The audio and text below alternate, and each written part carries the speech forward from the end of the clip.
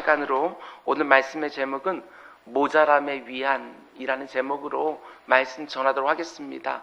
이 제목은 맥컬로우 목사님이 쓰신 책 제목에서 제가 따오았습니다.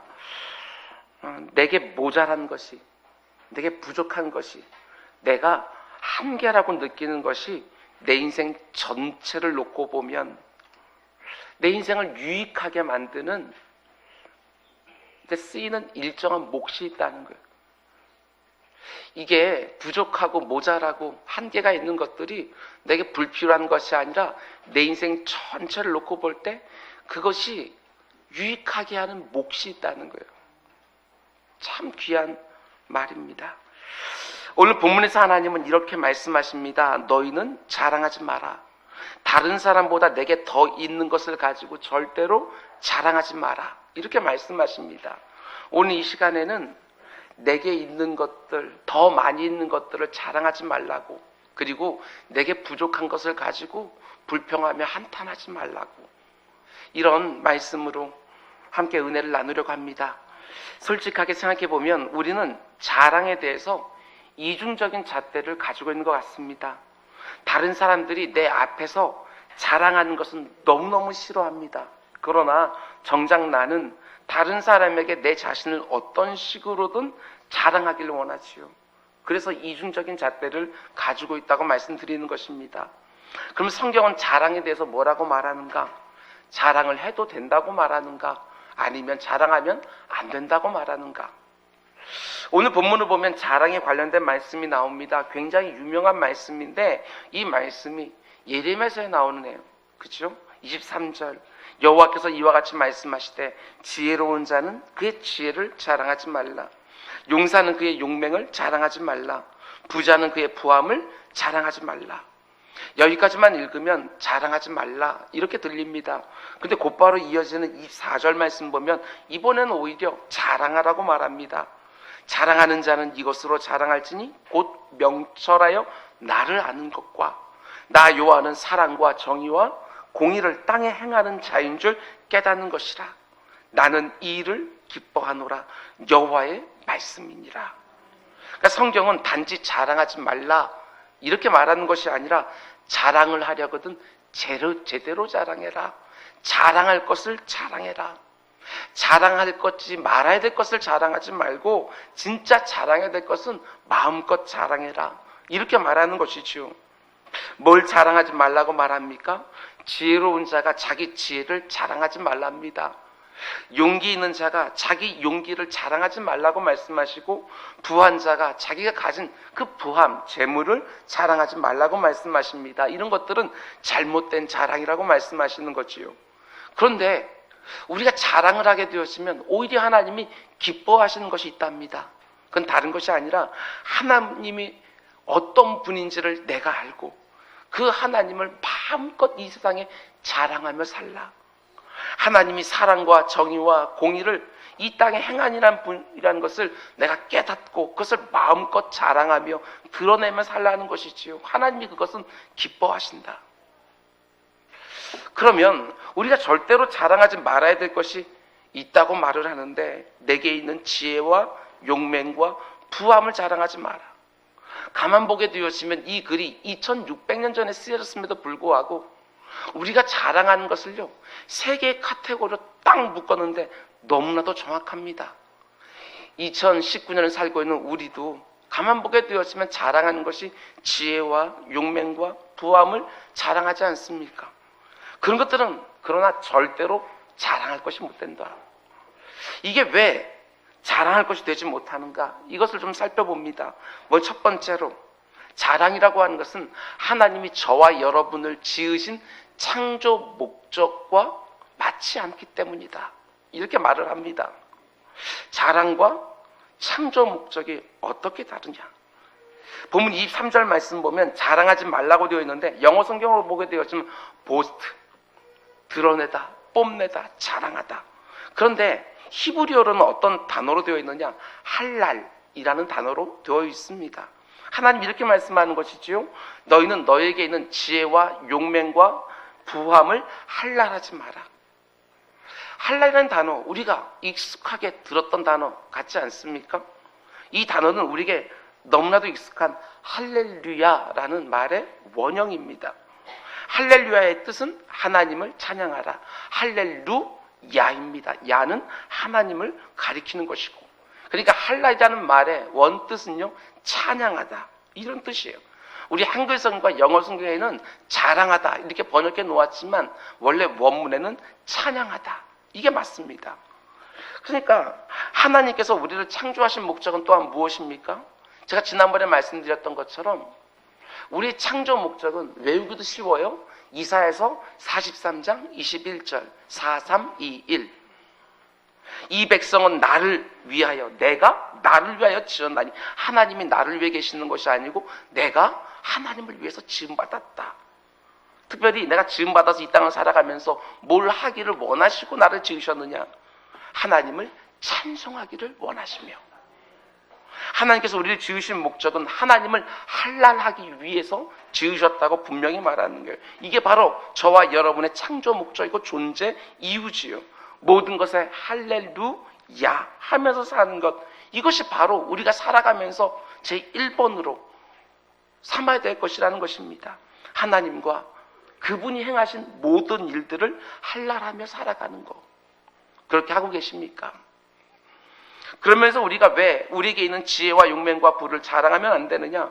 원래 우리는 하나님을 할랄, 찬양하도록 지어졌는데 지금 무엇을 할랄하는 것입니까? 내 지혜를, 내 용맹을, 내 부함을 할랄하는 거예요.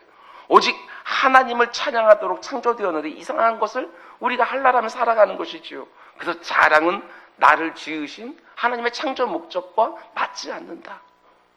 생각해 보셔요. 내게 다른 사람보다 더 있는 것을 자랑하는 이유가 뭐예요? 목적이 무엇이지요? 다른 사람들로부터 인정받고 박수를 받고 다른 사람들로부터 칭송을 받기 원하는 거 아닙니까? 야, 저 사람 정말 지혜롭구나. 저 사람 정말 담대하고 용기 있구나. 저 사람 정말 부요하구나. 이게 목적인 거예요. 그 자랑하지 마라. 자랑하는 것이 단지 나를 드러내는 그 정도가 아니라는 거예요. 다른 사람들에게 할랄, 칭송을 받고 싶어 하는 거예요. 오직 하나님께만 할랄해야 되는 우리가 하나님께 마땅히 돌려줘야 되는 그 영광을 중간에서 가로채는 행위가 되어지지요. 그래서 자랑하지 마라. 그 대신 24절 말씀 보면 하나님을 알아야 된다고 말을 합니다. 왜 그렇습니까? 하나님을 우리가 알아야 그분을 찬양할 수 있으니까. 정말 그렇습니다. 우리가 하나님을 조금만 제대로 알아도 그분을 어찌 찬양 안 할까? 찬양할 수밖에 없는 거예요. 하나님을 아는 만큼만 온전히 찬양할 수 있어요. 하나님을 아는 만큼만. 하나님을 알면 알수록 우리의 찬양 소리는 더욱 커질 것이고 더욱더 진실해질 것입니다. 하나님 정말 대단하시구나. 하나님 정말 위대하시고 광대하시는구나. 저와 여러분이 하나님을 계속해서 점점점 더 알기를 원하고, 그리고 우리가 지음받은 그 목적 그대로 어떤 상황 가운데 속에서도 찬양받기 합당하신 그 하나님을 마음껏 자랑하며 살아가는 우리 모두가 될 수 있기를 주님은 축원을 드립니다. 지금 내 현실 가운데 담겨져 있는 그 뜻 속에 담겨져 있는 하나님의 마음, 그것을 알면 알수록 우리의 입술은 불평이나 탄식이 아니라 분명히 찬양이 터져나오게 될 것입니다. 그러면 두 번째로, 왜 우리가 나의 지혜와 용맹과 부를 자랑해서는 안 되고 하나님을 아는 것을 자랑해야 되느냐? 첫 번째는 창조 목적이 바로 그것이기 때문이라고 말씀드렸어요. 그럼 두 번째는, 내게 있는 지혜와 용맹과 부, 이런 것들은 내가 노력해서 얻은 것이 아니라 철저하게 하나님께서 내게 은혜로 선물로 주신 것이기 때문에 그렇습니다. 내게 있는 모든 것들은 다 하나님이 내게 주신, 은혜로 주신 선물이다. 여러분 믿으십니까? 혹시 내게 있는 모든 것들은 아니 내가 노력하고 내가 수고해서 얻은 거 아닌가, 이렇게 생각하는 분이 계십니까? 그렇지 않습니다. 하나님이 분명히 말씀하셔요. 신명기 8장 17절 18절, 우리가 무언가를 잔뜩 얻은 다음에 이렇게 말할 거라고 하나님이 미리 예상하고 말씀하십니다. 네가 마음에 이르기를 내 능력과 내 손의 힘으로 내가 이 재물을 얻었다 말할 것이라. 하나님 우리를 너무너무 잘 알아요. 인생을 살아가면서 다른 사람들보다 좀 더 많이 가진 것이 있다고 스스로 생각하게 되었으면 내가 수고해서, 내가 노력해서 이 모든 걸 가진 것 아니냐, 이렇게 말할 거라는 걸 하나님이 너무너무 잘 아는 거예요. 그러나 그때 네 하나님 여호와를 기억해라. 그가 내게 재물 얻을 능력을 주셨습니다. 그 능력이 바로 하나님이 내게 은혜로 주신 은사요 달란트인 것이지요. 생각해 보셔요. 내가 아무리 노력하고 수고해도 그 노력과 수고가 헛되지 않게 하시는 분 하나님 아니겠어요? 하나님은 후 하고 벌어버리면 그 가운데 싹 날라버리고 아무것도 남지 않아요. 그래 내가 뭔가를 얻었다? 그건 자랑거리가 아니지요. 그것은 철저하게 찬양거리가 되어야 되는 것이고 감사의 제목이 되어야 하는 것입니다. 근데 중요한 게 무엇입니까? 이걸 절대로 잊으면 안 되는데요. 하나님께서 내게 다른 사람보다 뭔가 더 준 것이 있습니까? 그걸 주신, 더 준 목적이 있지 않겠습니까? 아무렴 그거 자랑하라고 그걸 더 주셨겠어요? 아니죠. 잘 사용하라고 주신 것 아니겠습니까?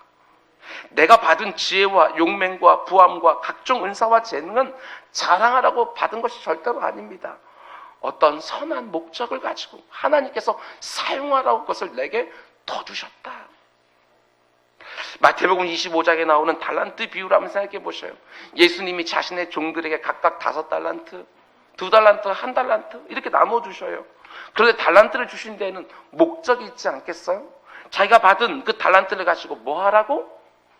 주인의 뜻에 맞게 사용하라고. 이게 바로 달란트를 주신 목적인 거예요. 그런데 그 달란트를 가지고 주인을 위해서 사용할 생각은 전혀 하지 않고 너 몇 달란트 받았어? 너 2달란트? 너는 1달란트? 난 5달란트. 이러고 있으면 그래서 주신 우리 주님께서 마음이 어떠겠냐는 거예요. 봤지? 너는 2달란트, 너는 1달란트, 난 5달란트. 주인이 그렇게 나를 신뢰하는 거야. 이렇게 자랑하는 것은 그걸 주신 주인의 목적과 맞지 않는다는 것입니다. 그 달란트를 주신 목적은 그것을 가지고 주인을 위하여 열심히 일하라고 주신 것인데 그걸 자랑하는 것은 그 목적과 맞지 않다. 그런데 우리가 어떻게 하나님이 내게 주신 달란트를 주의 뜻에 맞게 사용할 수 있을까? 다른 거 아닙니다. 그 주인이 어떤 분인 줄 알아야 그분의 뜻에 맞게 사용할 수 있는 것이지요. 그래서 오늘 보면 24절에서 너희가 하나님을 알아야 된다. 이렇게 말씀하시는 것이지요. 실제로 마태복음 25장을 보면 1달란트 받은 자가 왜 주인에게 책망을 받는가? 단지 그가 1달란트를 받아 땅에 묻었다는 것 때문에 책망하는 게 아닙니다. 그보다 더 근본적인 원인이 있는 거예요. 그가 왜 땅에다가 1달란트를 땅에 묻었지요? 다른 거 아닙니다. 그가 그 달란트를 맡긴 주인을 오해했기 때문에 그렇습니다. 주인이 어떤 분인지 몰라서 그런 거예요. 마태복음 25장 24절 이렇게 말합니다. 1달란트 받은 자는 와서 이르되 주인이여 당신은 굳은 사람이라. 심지 않은 데서 거두고 해치지 않은 데서 모으는 것을 내가 알았으므로 이 달란트를 땅에 묻었나이다. 자기 주인이 어떤 사람인지를 모르기 때문에 자기 주인의 뜻대로 받은 달란트를 사용하지 못한다는 거예요. 우리가 하나님을 힘써 알아야 되는 이유가 바로 여기에 있습니다. 하나님이 어떤 분인지를 모르면 하나님이 내게 생명과 함께 내게 주신 허락하신 모든 것들을 제대로 사용할 수가 없는 거예요. 기억하시기 바랍니다. 하나님이 내게 주신 것을 자랑하지 말고 그 모든 것을 내게 주신 하나님을 온전히 자랑하며 사는 것입니다. 하나님이 내게 주신 것을 자랑하는 것이 아니라 이것을 주신 하나님을 자랑하며 살아가는 우리 모두가 될 수 있기를 주님의 이름으로 축원을 드립니다. 그렇게 하기 위해서는 어떻게 된다고요? 그분이 어떤 분인지를 알아야 된다고요.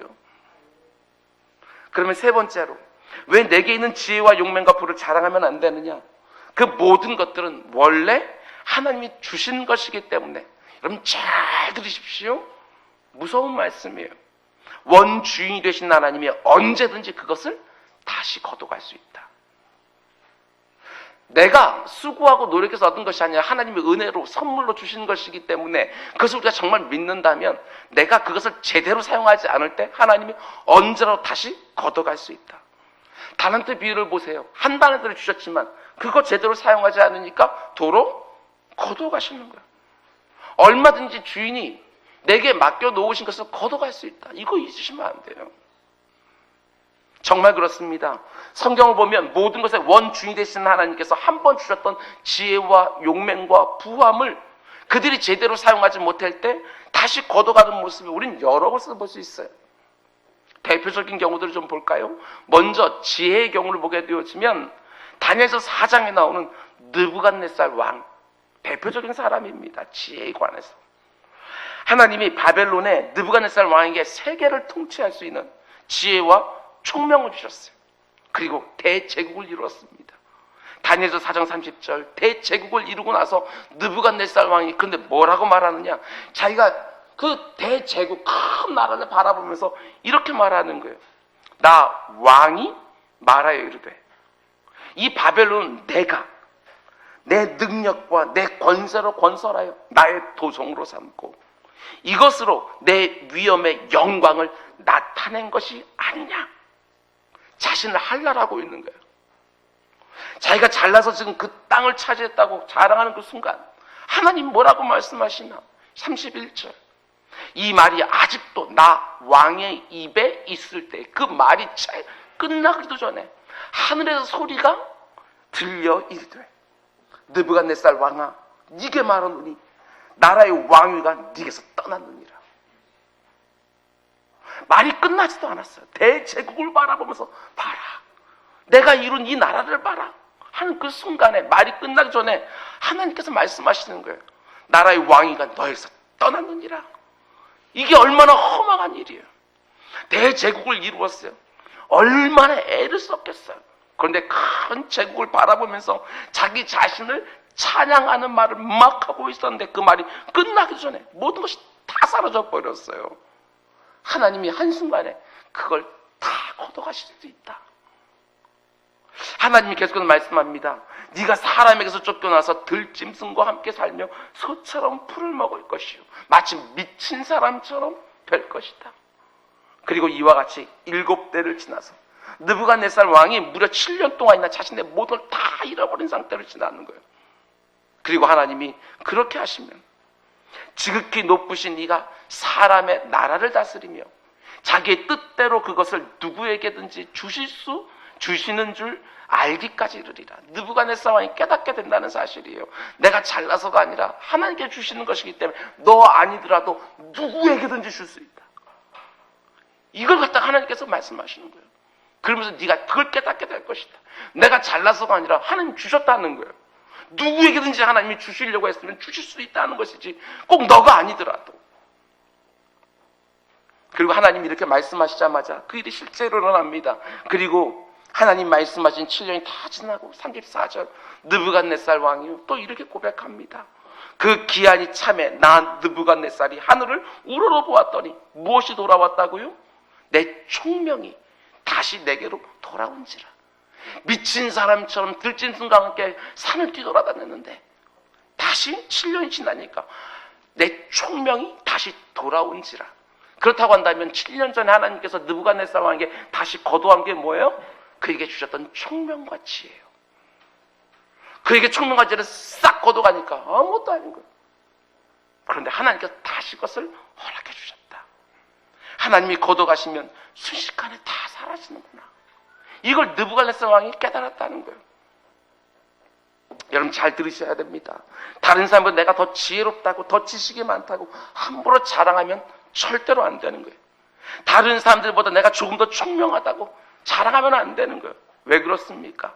하나님이 언제든지 내게 주셨던 그 지혜와 총명을 다시 걷어갈 수 있다. 잊지 마셔요.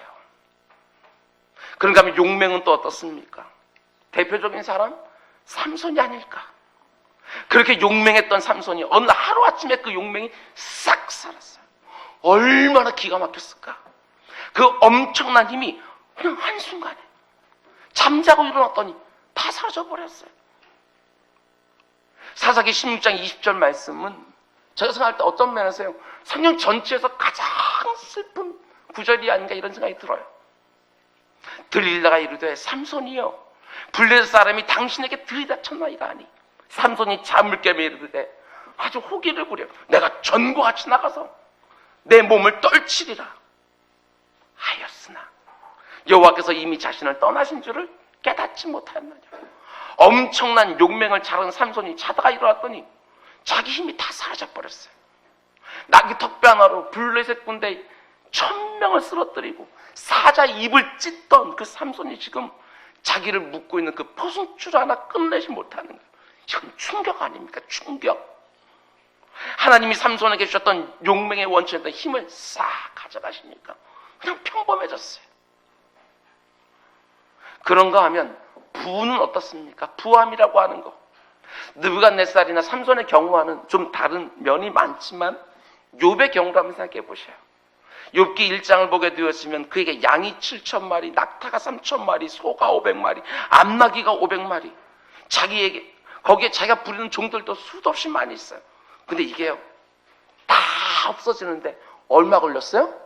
하루. 이게 무서워요.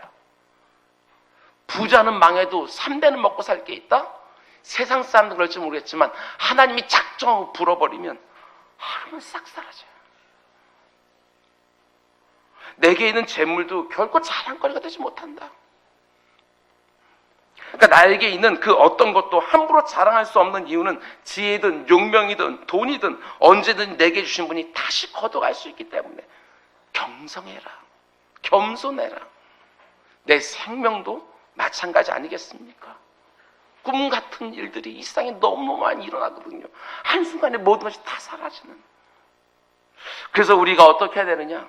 하나님이 어떤 분인지를 알아야지요. 하나님이 어떤 사람에게 은혜 위에 은혜를 계속해 더해 주시는지, 반대로 어떤 사람에게 이미 허락하신 은혜를 다시 거두어 가시는지를 우리가 반드시 알아야 된다는 사실입니다. 하나님이 어떤 사람에게 이미 주신 은혜를 다시 걷어가십니까? 달란트 비유를 보게 되었으면 악하고 게으른 장이 주셨던 달란트, 하나님이 나에게 어떤 은사를 주셨는데 내가 그 은사를 하나님 주신 목적과 맞지 않게 사용하고 악하고 게으르게 행하게 되었으면 하나님이 그 은사를 다시 걷어가신다. 느부갓네살의 경우를 보면 누구의 지혜를 다시 거둬가십니까? 교만한 자에게 주셨던 그 총명 다시 거둬가신다. 삼손의 경우를 보면 누구의 용맹을 다시 거둬가십니까? 거룩하지 못한 자에게 주셨던 용맹 하나님께 다시 거둬가신다. 여러분, 지금 나에게 지혜가 있고 용맹이 있고 돈이 있다고 해서 여러분 절대로 교만해지지 마셔야 됩니다. 교만은요 언제나 넘어집에 앞잡이가 되어집니다. 넘어지기 바로 직전에 전조가 있는데 그게 바로 교만이고 거만한 마음이라는 거예요. 악하고 게으르면 되지 않습니다. 거룩함을 잃어버려도 안 됩니다. 내게 그런 걸 주신 하나님이 얼마든지 언제든지 다시 거두어 가실 수 있습니다. 명심하고 이 땅 가운데 속에 늘 하나님 의지하면서 겸손하게 경성하며 살아가는 우리 모두가 될 수 있기를 주님의 이름으로 축원을 드립니다.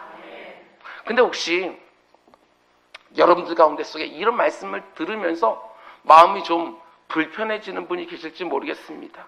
목사님, 저는 자랑하고 싶어도 자랑거리가 없습니다. 아무리 따져봐도 다른 사람보다 더 가졌다고 생각되어지는 것이 없습니다. 하나님 저 사람에게는 지혜도 주고 그 위에 용맹도 주고 그 위에 돈도 주신 것 같은데 나에게는 많이 주신 것이 없습니다. 하나님이 공평하지 않습니다. 그러나 이것이 역시 마찬가지지요. 하나님이 어떤 분인지를 우리가 알면 그 섭섭함도 사라집니다. 그 가운데 속에 다시 자랑하고 하나님을 찬양할 수 있어요. 하나님은 어떤 분이시지요? 여러분 오해하지 마시기 바랍니다. 하나님의 공평은 기계적인 게 아니에요. 수량적인 게 아니라고요. 하나님이 모든 사람들에게 똑같은 수준의 지혜와 용맹과 부를 주지 않으셔요. 똑같은 수준의 IQ, 똑같은 수준의 육체적인 능력, 똑같은 수준의 재물을 모든 사람들에게 똑같이 주는 게 하나님의 공평이 아니라는 사실입니다.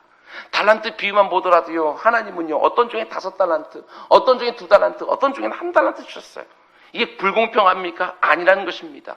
하나님이 말씀하시는 공평과 우리가 생각하는 공평이 결코 같지 않아요. 하나님은 모든 사람들에게 똑같은 것을 똑같은 수준으로 주시는 거, 그걸 공평이라고 말씀하지 않으신다는 것입니다. 하나님이 생각하는 공평은 어떤 것입니까? 누가복음 12장 48절은 이렇게 말합니다. 잘 보십시오. 하나님의 공평은 어떤 것인지. 무릇 많이 받은 자들에게는 많이 요구할 것이요 많이 맡은 자에게는 많이 달라 할 것이니라. 이게 바로 하나님의 공평이에요. 하나님은 적게 주시고 많은 것을 취하는, 심지도 않고 거두시는 분이 아니시라고요. 마음이 굳은 분이라서 적은 것을 주고도 많은 것을 악착같이 뜯어내시는 분이 아니라는 거예요. 하나님은 많이 거둘 자에게 많은 것을 주시고 많은 것을 기대하는 자들에게 많은 것을 허락해 주시는 거예요. 하나님은 모든 사람들에게 똑같은 것을 똑같이 나눠주시는 것이 아니라 사람들마다 다 다르게 주셔요. 많이 주신 자에게 그러나 많은 것을 구하시고 많이 맡겨준 자에게 많은 것을 기대하시는 것이죠.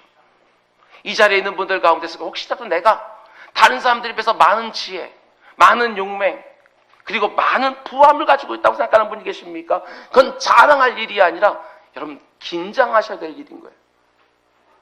그건 자랑할 게 아니라 긴장하셔야 된다고요. 하나님께서 내게 이렇게 많은 것을 주셨으니 하나님 내게 더 많은 것을 요구하시겠구나.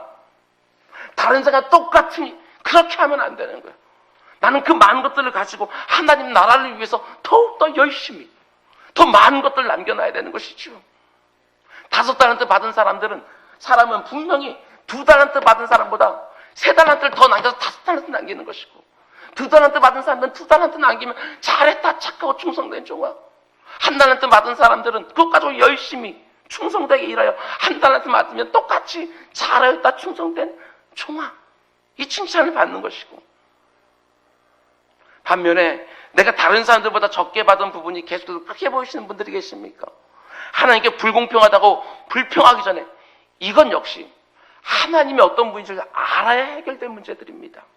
하나님이 내게 적게 주신 부분은 분명히 내게 적게 요구하시겠구나, 이 생각을 하셔야 되는 것이고, 뿐만 아니라 하나님은 또 어떤 분이시냐, 내가 구할 때 주시는 분이라는 거, 이것도 여러분들 믿고 있으셔야 돼요. 여러분, 저는요 야고보서 1장 5절 말씀이 성경에 있다는 것이 얼마나 감사한지 모르겠어요. 너희 중에 누구든지 지혜가 부족하거든 모든 사람들에게 후히 주시고 꾸짖지 아니하시는 하나님께 구하라, 그리하면 주시리라. 또 이렇게 말하고 싶은 분 계십니까? 목사님, 지금까지 저 수도 없이 구했는데 아직도 안 주셨어요. 그럼 여러분 어떻게 할까요? 야고보서 1장 5절을 성경에서 빼버릴까요? 오늘 이 말씀이 다른 날보다 더 특별하게 들리신다면 오늘 또 구하는 것이죠. 하나님 앞에 나아가 이 말씀 붙잡고 또 구하시는 것이죠. 내게 부족한 모든 것들이 다 이 구절에 해당되지 않겠습니까? 지혜가 부족하십니까? 하나님께 지혜를 구하면 후히 주신다고 말씀하십니다. 용기가 부족하십니까? 하나님께 용기를 구하시기 바랍니다. 재물이 부족하셔요? 하나님께 재물을 구하시기 바랍니다. 그리하면 주시리라.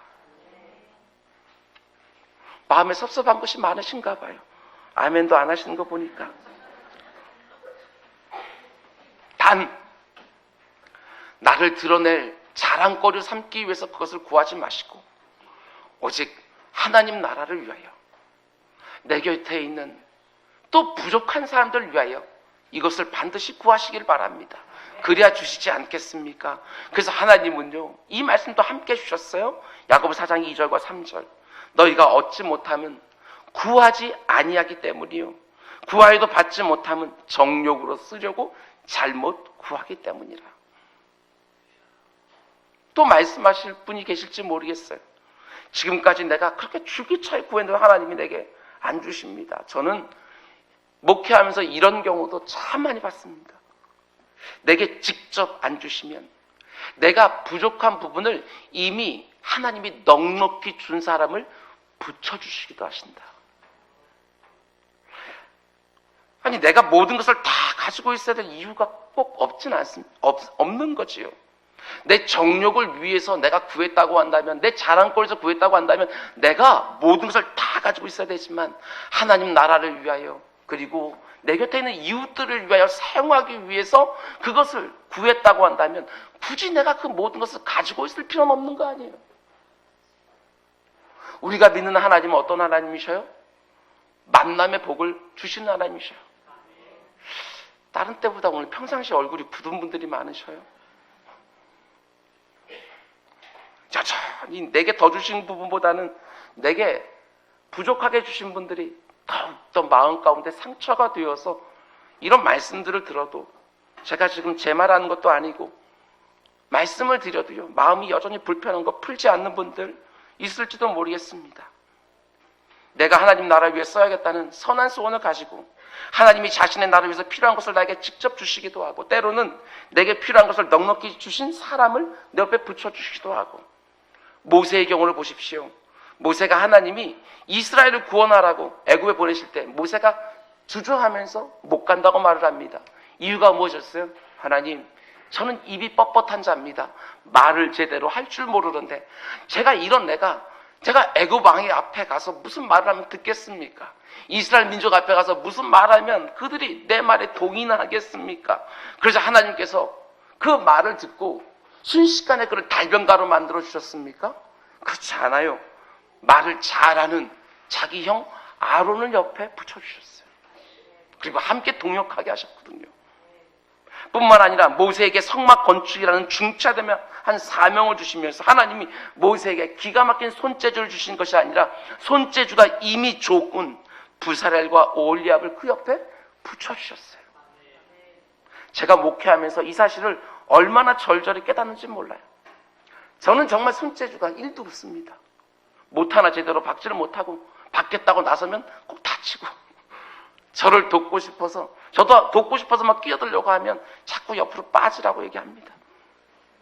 짐 된다고, 걸리적거린다고 빠지라고. 저게 음향 기술이요, 저는요 막귀라서요, 아무리 좋은 귀가 있다 할지라도 뭐가 좋은 소린지 뭐가 어디를 어떻게 만졌는지 하나도 모르겠어요. 가르쳐도 잘 모르겠어요. 그런데 너무나도 감사한 것은 하나님께서 저에게서 좋은 손재주와 좋은 응감은 허락해 주지 않지만 제게 김병훈 목사님을 붙여주셨어요. 그래서 9년 동안이나 제게 없는 부분들을 너무나도 잘 감당하게끔 그렇게 붙여주셨어요. 물론 김병훈 목사님이 다음 달에 사임하신다고 해서 좀 염려가 되긴 하지만 그래도 한쪽에는 믿는 구석이 있어요. 어떤 믿음이요? 하나님이 또 다른 사람 또 붙여주지 않겠나.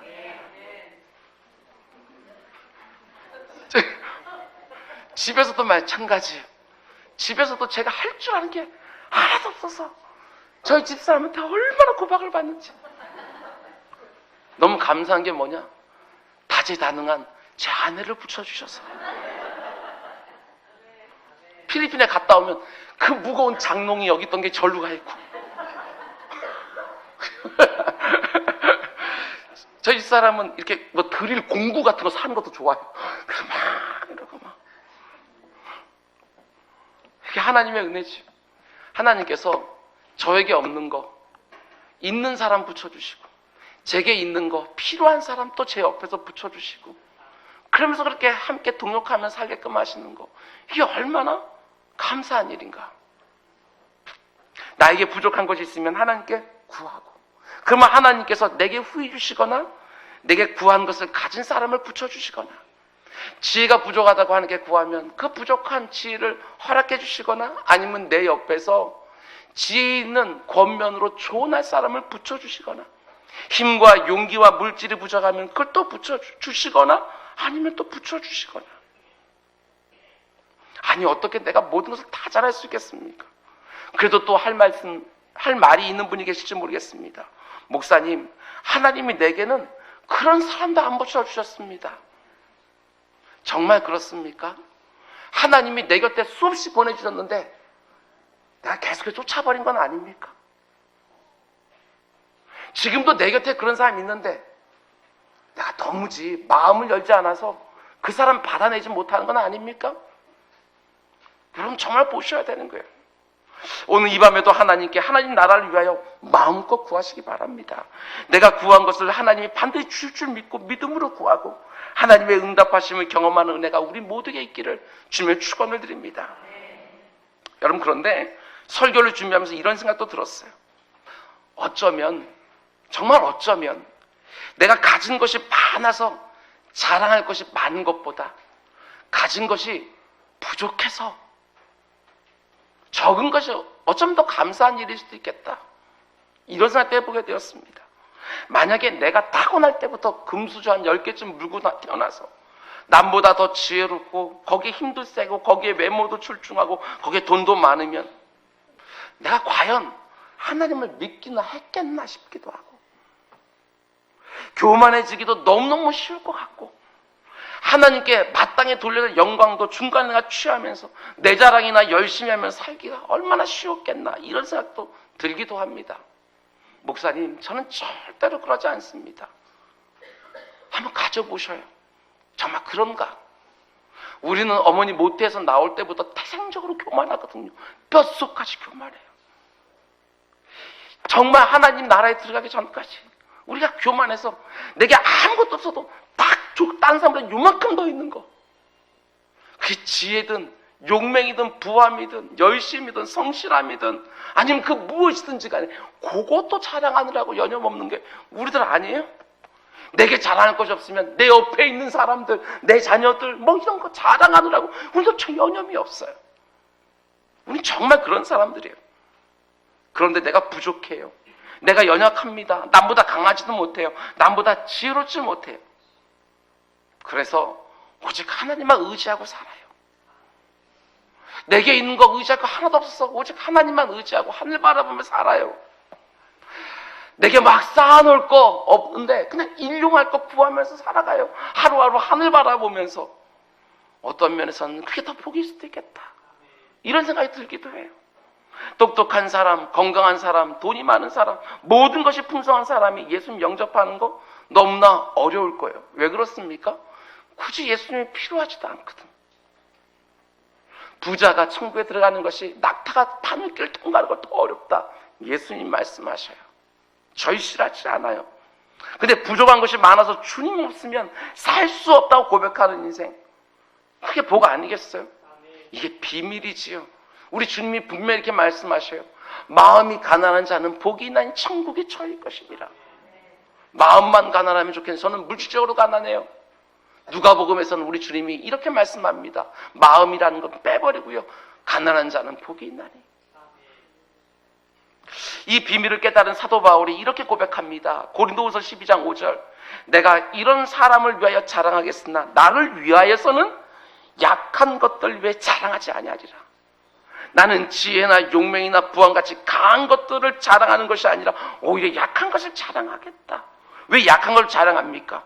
하나님이 바울에게 이렇게 말씀하셨거든요. 9절. 나에게 이르시되 하나님이 내게 이렇게 말씀하셨다. 내 은혜가 너에게 족하도다. 왜 이렇게 말씀합니까?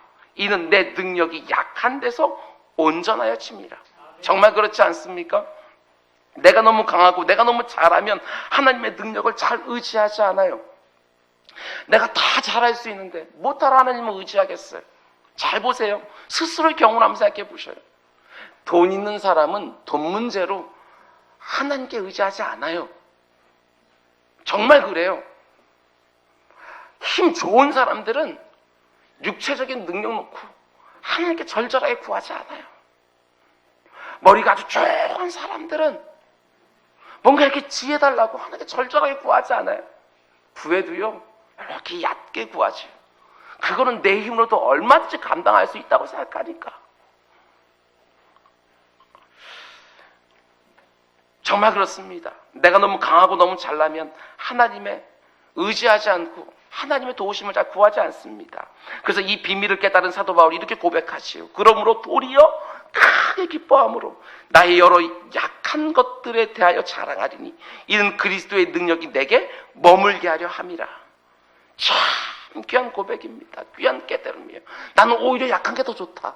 왜? 그리스도의 능력이 내게 머물기를 너무너무 원하기 때문에. 자기가 아는 거예요. 이 모든 다 채워지면 내가 지금처럼 절절하게 하나님 의지하지 않을 거 너무너무 잘 아는 거예요. 그러면 하나님의 능력이 내게 나타나는 것도 없이 내 힘 가지고만 살아야 되니까 너무너무 잘 아는 사도 바울이. 그래서 오히려 이렇게 연약한 것이 있는 것이 오히려 나에겐 자랑거리라고 이렇게 말하고 있는 거예요. 언젠가 한번 소개해드린 적이 있습니다. 출판된 지는 꽤 오래되었지만 여전히 많은 영감을 주는 책, 제가 제목으로 삼은 그 책이에요. 미국 장로교회 목사님이신 도널드 맥컬루가 쓴 모자람의 위암이라는 이 책입니다. 제가 읽던 책은 드리지가 못해가지고 급하게 2권을 주문했어요. 오늘 여러분들 가운데 속에 원하시는 분들 드리려고요. 벌써 손든 사람이 있어요. 1번 가져가시고, 그 다음에 한 권은 우리 김병 목사님한테 달라고 해서 가져가시면 될 것 같습니다. 이 책을 보게 되어지면 맥컬럼 목사님은요, 사람들이 경험하는 한계들을 쭉 열거를 해요. 몸의 한계, 관계의 한계, 지식의 한계, 돈의 한계, 인품의 한계, 시간의 한계 등등 해서 사람들이 가지고 있는 그 한계들을 쫙 열거합니다. 그런데 제게 정말 감동이 되었던 것은 마지막에 결론으로 말하는 한계, 그 섹션의 제목이 뭐냐, 소제목이 한계의 한계, 이렇게 되어져 있어요. 한계의 한계.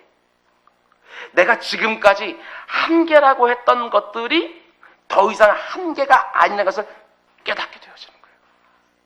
그러니까 그 한계가 한계를 만나버렸어요. 나를 불행하게 만든다고 늘 생각하고 있는 그거, 모든 감사를 싹을 뺏어가는 그거, 부족한 거, 모자란 거, 내게 한계라고 생각하는 거, 그 수많은 것들이 이제 더 이상 나를 불행하게 만드는 것이 안 되는 거예요. 참 엄청난 은혜라고 저는 생각했어요. 이번 특별 새벽 기도회 가운데 속에 우리가 받는 은혜들이 너무너무 많지만 그 지긋지긋한 그것 좀 이제는 뿌리 좀 뽑아서 내던지면 안 될까? 감사할 것 너무너무 많은데 딱 그 부분을 값심하게 되었으면 모든 감사를 다 잃어버리는 거예요. 하나님이 아무리 좋은 걸 주어도요, 자기 연민으로 쑥 빠져요. 이것 봐, 이것밖에 없잖아. 이런 부분들이 사람들만 다 가지고 있다는 거예요. 그런 한계들, 그런 모자람이, 부족함들이 사람마다 다들 있다는 거예요. 그걸 좀 뿌리 뽑아내야 되는데 그 뿌리가 뽑혀지지 않아서 늘 거기서 또 걸려 넘어지고 또 걸려 넘어지고 또 걸려 넘어지고, 하나님이 주신 좋은 것들 너무너무 많은데 거기서 계속 넘어지는 거예요. 맥컬럼 목사님은요, 그 책에서 이렇게 말합니다. 잘 들어보셔요. 삶에는 한계가 있다. 이 사실은 논쟁의 여지가 없어 보인다. 우리는 자신의 한계를 혐오하거나 아예 부정하기 쉽지만 아무리 발버둥 쳐도 바꿀 수 없는 것들이 분명히 있는 법이다. 그러나 한계에 마주선 이들에게 인생이란 사람들마다 독특하며 우리를 좌절케 하는 바로 그 한계들이 오히려 우리에게 자유와 새로운 성장을 가져다 줄 수 있다고 나는 말하고 싶다. 참 귀한 말이에요. 나는, 맥컬럼 목사님 스스로 향해서도 이렇게 말해요. 나는 나의 한계를 존중하는 법을 배우고 싶다. 나는 내게 있는 모자람이 내 삶의 전체에서 기여하는 몫을 발견하고 싶다. 참 귀한 인사이트예요. 마치 사도 바울이 일체의 비결을 발견하고 내가 모든 것에 자족할 수 있다고 말했던 것처럼 맥컬럼 목사님도요, 모자람 안에 담겨있는 하나님의 특별한 섭리를 깨달은 거예요. 참 귀하죠. 나에게 모자라고 부족한 것들을 두고 한탄하는 것이 아니라 그 안에 담겨져 있는 하나님의 선하신 뜻을 읽어낼 수 있는 그런 깨달음이 우리 모두에 있기를 원합니다. 내가 약할 때 주의 능력이 내 안에서 온전하게 역사한 줄 믿고 하나님, 부족한 부분에서 더욱 의지하면서 하나님의 은혜로 이 부족한 부분들을 일용할 것들을 채워주지 아니하시면 나 살아갈 수 없습니다. 하나님 앞에 새벽을 깨우면서 심하다 때마다 주님 앞에 나아가서 내 마음 다시 견고한 성읍되게 해달라고, 쇠기둥 되게 해달라고, 노성벽 되게 해달라고 부르짖는 우리 모두가 될 수 있게 주님의 이름으로 축원드립니다. 말씀했습니다.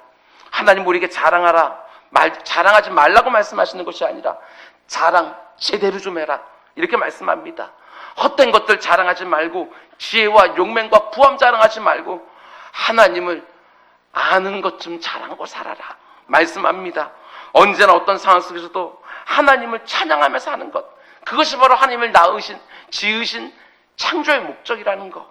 하나님이 내게 주신 지혜와 용맹과 부함은 자랑거리가 아니고 사용하라고 내게 주신 것이고, 하나님이 내게 모든 것을 주신 걸 가지고 제대로 사용하기 위해서 하나님 앞에 나아가 또 지혜를 구하고 또 용맹을 구하고 또 부함을 구하고, 내게 있는 모든 것들 하나님이 내게 주시는 거예요. 그래서 언제든지 하나님께서 후 하고 걷어가실 수도 있는 것이고, 많이 주셨다고 교만해지지 마시기 바랍니다. 많이 주신 자에게 많은 것을 하나님께서 요구하셔요. 긴장하시기 바랍니다. 적게 주셨다고 늘 섭섭해하면서 하나님 앞에 제대로 감사하지 못하는 인생도 되지 않기를 원합니다. 구하면 주시되 후히 주시고, 아니면 내게 없는 것을 이미 주신 사람을 내 옆에 붙잡아 주시기도 하시고, 나의 약함 가운데 그리스도의 능력이 온전히 드러나는 것입니다. 무엇보다도 한계 오늘 이 밤에 선포하셔요. 모든 나를 움츠러게 드는 그 모든 것들, 나를 숨게 만드는 그 모든 것들, 나로 하여금 불평하게 하고 늘 뾰족뾰족한 걸 다른 사람들을 찌르면서 한탄하게 만드는 그 부분들, 이제는 좀 한계 하나님 허락해 주십시오. 내게도 일체의 비결을 좀 가르쳐 주십시오. 이 부분에서조차 자족할 수 있는 은혜를 주십시오. 모든 사람이 다 원하는 것들을 풍성하게 가질 수 있는 것은 하나님의 공평이 아니에요. 내가 모든 걸 다 가질 수 없어요. 하나님께서 내게 특별히 더 주신 분도 있고, 또 특별한 선하신 섭리를 가지고 적게 주신 부분도 분명히 있는 거예요. 그 모든 것들을 하나님의 선하신 섭리 가운데 인정하고 받아들이면서 그 하나님 증거하고 드러내며 자랑하며 우리가 찬송하며 살아가는 우리 모두가 될 수 있기를 주님의 이름으로 축원을 드립니다. 기도하겠습니다. 사랑해 주님, 감사합니다.